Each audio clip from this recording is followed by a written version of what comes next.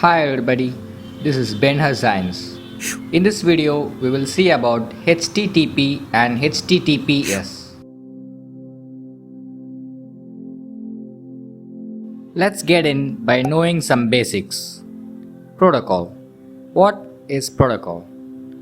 Protocol is a set of rules or procedures for transmitting data between electronic devices such as computers.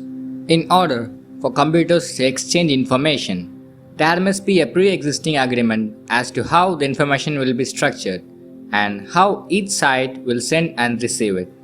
This is how everything works, right? There has to be some fundamental understanding between the users or hosts. Many VIPs and officials around the globe have their security details filled with maximum protocols. Like we know WWF and also WWE. But what is WWW? It's nothing but World Wide Web. As the name denotes, the World Wide Web is an information system where documents and other web resources are identified by URL. Here's an example of how an URL would appear. Let's get into the main business. What is HTTP? It is Hypertext Transfer Protocol.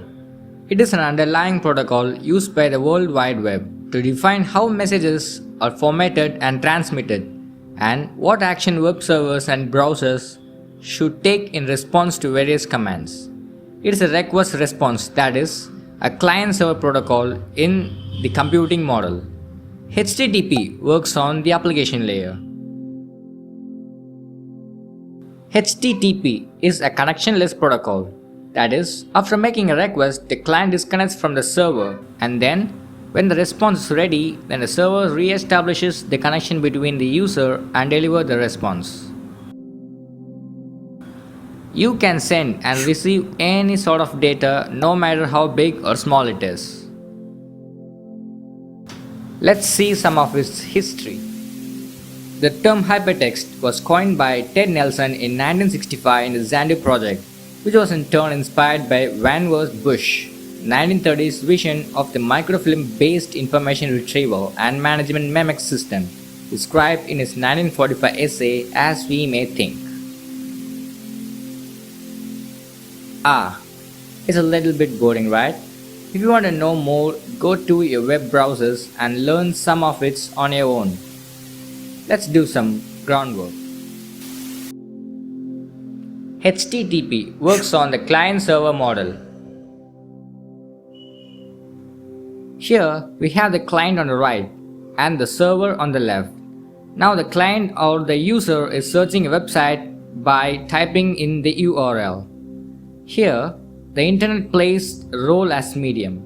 It establishes a connection between the client and the web server by using TCP/IP, that is, Transmission Control Protocol and Internet Protocol. So when the connection is established, the client sends a request in form of the HTTP message.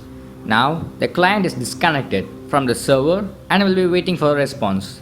The server processes the request and sends a response to the client in form of HTTP message once it's ready with the response. After this, the client and the server is disconnected since it's a connectionless protocol.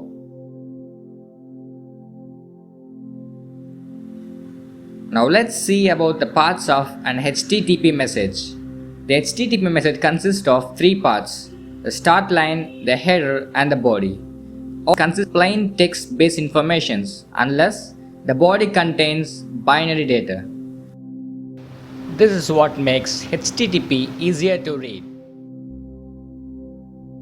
Moving on to HTTPS.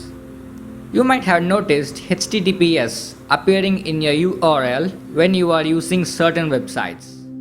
HTTPS is Hypertext Transfer Protocol Secure.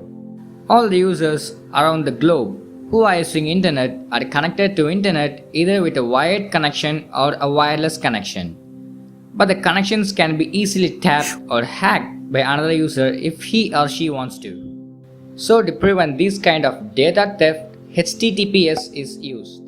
You can see HTTPS appearing in the URL of websites that are using e-commerce or even certain secure websites like Amazon, Flipkart, and Google. There you can see the small lock icon and it indicates that it's a HTTPS URL, and the information that is shared between the client and the user is encrypted and it is secured from being tapped or hacked. I hope you had a useful session. Thank you.